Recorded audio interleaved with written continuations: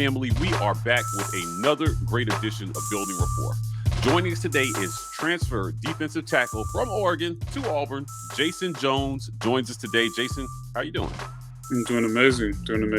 Well, Jayson, I want to get the interview kicked off asking you the obvious question in the room. Why Auburn? You made the switch. You know, I know that's a difficult decision for a lot of athletes these days with the portal, but, why'd you leave Oregon and why come to Auburn? Truthfully, when it comes to inside the program, I see what Harson's trying to build, and that's something that I do want to be a part of. On top of that, the strength training is amazing up there. People don't really understand how much Jeff Pittman works and all the other people in the strength staff work. And again, it's amazing there. And also the people are nice, the fans are amazing. So why not? All right, so you're talking our language when you get in here and you start talking about strength training and conditioning. Has it been a drastic change for you or a shift? And have you noticed any sizable gains or things that you've improved from a strength and conditioning standpoint since you've been on the plains? Yeah, for sure. So, fun fact. So when I came in, I believe I was 20-something% body fat, and then within like 2 months, I was 19% body fat, and I was seeing a lot of significant gains when it came to my strength, or when it came to like different lifts, and just even on the field too. I felt faster, I felt stronger on the field with that strength training. Jayson, I have to ask you, we did an interview with your teammate, Jay Fair, and he mentioned that he felt a little disrespected by the weight room goals they set for him. So he blew him out of the water. How did you do with your weight room goals since you brought up strength and conditioning? I pretty much hit all of them. You know, I mean, I don't feel disrespected, but I sat down with Pittman, and we went over some goals from the start to the end, and I feel like I passed all those goals. Okay. What you throwing up on the bench, big man? Let us know. People think that I'm like extremely strong and stuff, but like I'm only throwing up like 365, 385, something like that. Only? Okay. All right. I need to make sure to tell my trainer that. All right, so you talked about feeling faster, and we talked a little bit off camera about this, about your role in the defense coming up into this season. And I was noticing during the A-Day they had you playing on defensive end a little bit. Can you tell us a little bit about where you feel like you fit into the defensive philosophy of what you're going to be asked to do this coming season? So I feel like a lot of it's going to be obviously in the middle of the nose guard position. But truthfully, I'm okay with anything. Like, if you just had me on the D line, I'll literally do anything. I'll in the 0 technique, 3 technique. If you had me on the edge, like 5 playing DN, D tackle, I'll play anything.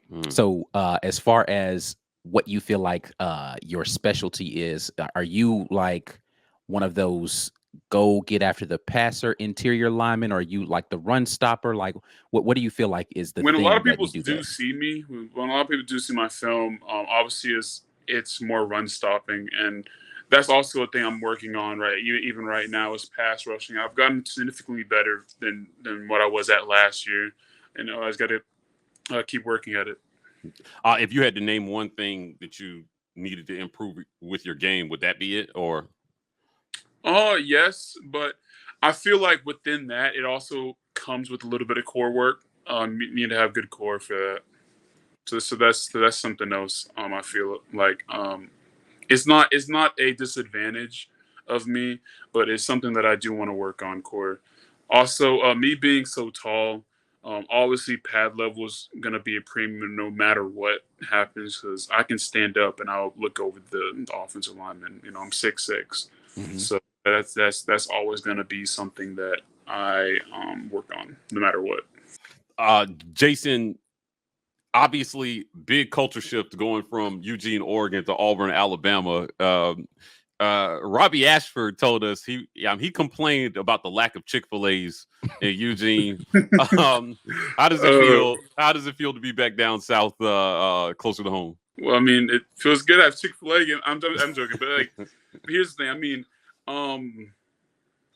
it feels good being closer to home. When it comes to the distance, especially for my parents, you know, it's cool having them, you know, at games and stuff. But that was never the motive for me to come here. I mean, I went 2,500 miles away, you know, so place and stuff like that didn't really matter to me. I just want to play ball. That's all. But again, yes, it does feel good being, you know, a whole lot closer to home. You know, you can get away if you need to go home for a weekend, come back, you know, drive. For me, it's only about an hour and 40, so it's not that bad. Did you have Auburn on your list out of high school? Like, is that Oh how? no, Is that no, I didn't. I didn't. okay? All right, let's talk about so far the spring, new coaching staff. Without getting you in any trouble, tell us first impressions of the defensive line coach, Coach Brumbaugh. Can you talk about Coach Brumbaugh? Like, what kind of guy is Yeah, he yeah. in the room and all that kind of thing? One thing about Coach Brumbaugh, he really cares about you, no matter like whether it's on the field or off the field. Like he calls me, we chat here and there, you know. Like even on the trip, you know, he's been calling. We chat a little bit, but Brumbaugh's he's a good guy. I love him to death. He was up there at Oregon actually last year with us. Mm-hmm. I believe as a defensive analyst, if I'm not Right. mistaken. But yeah, again, I love him. He knows what he's talking about because um, everything he's told me to do works and works really well. So I trust him. What's it like getting feedback from Coach Brumbaugh? Like, how regularly do you get feedback? Is he kind of, is it kind of like a helicopter coach, or what's it like being coached by him? So he's just straight up with you. He does not lie. Like if you did bad, you did bad. If you did good, you did good. And that's just how simple it is. Talk to me a little bit, Jayson, about the camaraderie that happened. So we've talked to a lot of former Auburn players on teams that have gone undefeated, teams that have won national championships, those sort of things. And one of the things that they've discussed or talked about is the synergy that happens amongst specifically the unit and then largely the defense at whole. Can you talk to me a little bit about, do you have like a good camaraderie with the other guys on the defensive line? What was it like being inserted into a group that already had some sort of chemistry going on? But yeah, I mean, when you're around the guys like a lot, you know, you start to talk to them and learn a little bit more and more about them. And I feel like me personally, I'm getting really comfortable with everyone around me, especially the two, Marcus and Kobe Wooden. Those two have been, you know, they've not only they're great leaders on the team, you know, but they even taught me a few things here and there. So I feel like the whole bonding thing with the whole team and the defense has been really good. Awesome.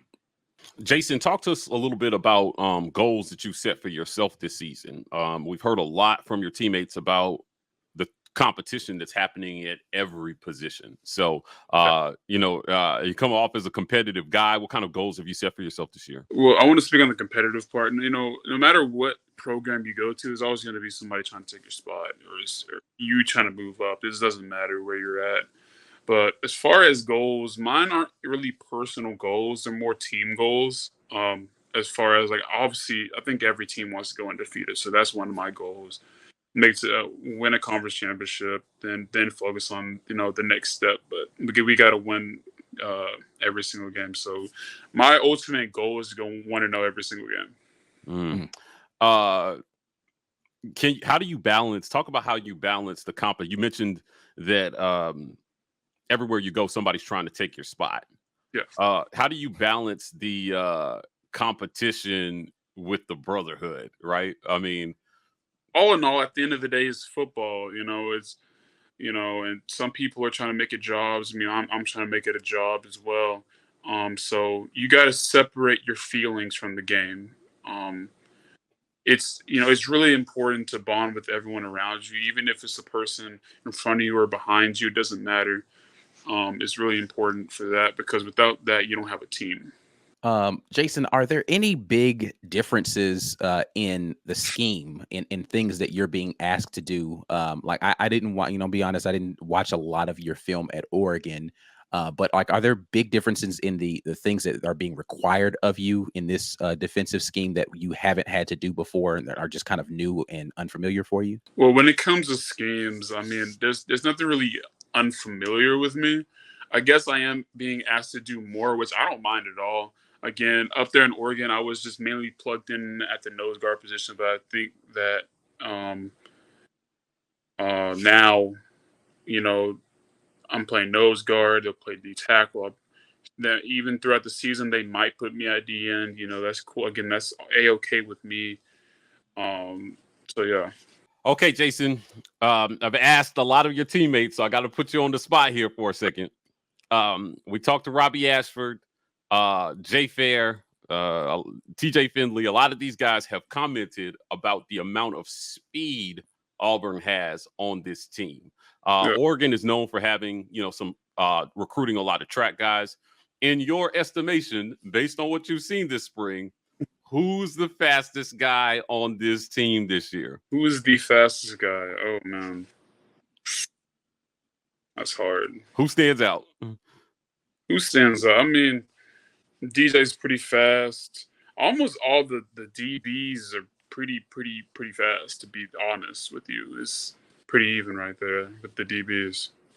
All right, I'm not gonna let you off the hook. If you got to put $500 on somebody to win a foot race, who you putting your money on, Jayson? Oh Yeah, you got to give up. You got to give up an NIL check on this bet right here. That's it.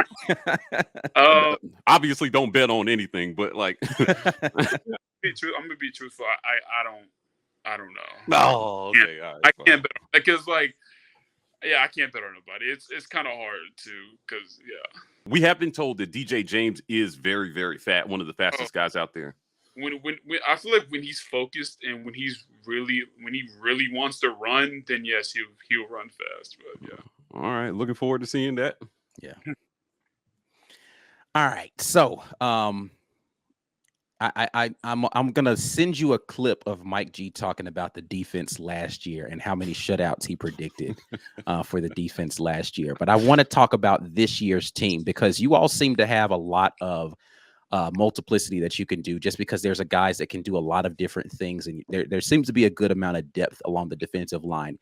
Talk to me about is there a defensive identity that you all, like when people line up against Auburn on Saturdays? What's the thing that you think that will be the identity of things that Auburn fans can say, man, our defense is X? Well, one thing that I would love everybody to say is that you're not going to run down the middle. That's not defense.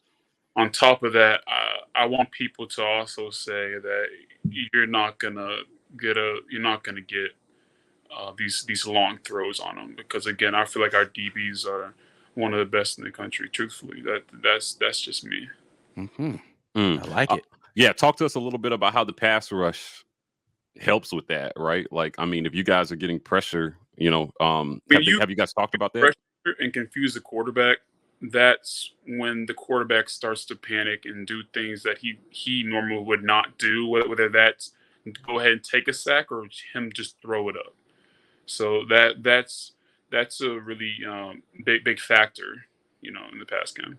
Jayson, who have you learned the most from since you've been on campus? Have you been, mentored by anybody kind of taking you under your wing since you arrived at Auburn? I feel like as far as just straight up playing hard-nosed football, I'd say those the two beside me, Kobe and Marcus. People don't understand how strong those two are. Like those are some strong human beings now. So I feel like those two have set some examples for me. And I was like, okay, this is how you play SEC ball right here. All right. Well, Jayson, what I do want to kind of dig in for you a little bit here is like, is there a guy that you look at and say to yourself, if I could model myself after this player, who would it be? Who is a person that you look at and say, man, this is the kind of pro or kind of athlete that I want to be on the field? Like Aaron Donald's a great player. He knows how to pass. He knows what he's doing, but I don't really watch him all that much because the height difference. He's about 6 foot. I'm 6'6". So I watch a lot of like Calais Campbell, Jeffrey Simmons, those type of tall bodies. Fletcher Cox. When it comes to pass rush, those type of like Raekwon Davis. I do watch Christian Wilkins because especially Christian's really got the run game, and I feel like that's his strong suit. Same thing with Raekwon Davis, but I like watching taller people because they're more like me, they got to bend. I have to bend a lot, So I watch a lot of taller defensive linemen more. Jayson, an anonymous source contacted me, said that you garnered the name Megatron as a child. Can you explain the nickname Megatron? Auburn has had some awesome player nicknames over the years. So give us the scoop on where Megatron comes from. I mean, Megatron, obviously, going back to when I was in Little League, you have little small kids here and there, and then I pop up taller than literally everybody in sight on the field. And you can see me from a mile away on the field. So, and I don't want to brag about like Little League stuff, but like I was like that. So I guess that's where the Megatron came from, because I was just so much bigger than everyone, in Little League and all the way up through high school and stuff. So yeah, a lot of people also call me, Big Mike, especially back home because Michael Orr. But yeah. That's funny. I was dominating these fools in Little League. I got a lot of inside info on you. So I've also been told that you've garnered the nickname Bad Moon since you've arrived at Auburn. Tell us about Bad Moon. Coach Rock. Coach Rock is calling you Bad Moon. Coach Rock? Yeah, like not to your face apparently. He's like, what? I was say, I didn't know that. I didn't know people call me that. Yeah, it's after a song, Bad Moon Rising. Hey, I don't mind it. Honestly. It sounds. I like it. It has like a real little ring to it. So yeah, if they start calling me Bad Moon, I don't care. All right, we're gonna start calling you that on the show then. Go ahead. Well, Jayson, we want to really thank you for taking some time to sit down with us today and let our listeners hear a little bit about you and how you're going to contribute to this year's version of the Auburn Tigers. We're looking forward to seeing you do some great things on the field, man. Thanks for joining us. Appreciate you guys. Well, that's it for another great edition of Building Rapport with our guy, Jayson Jones. Look, if you want more content like this, hit like and subscribe. We are the War Report on most social media platforms, TW Rapport on TikTok. Fellas, we're signing off, and as always, War Eagle. War Eagle. War Eagle.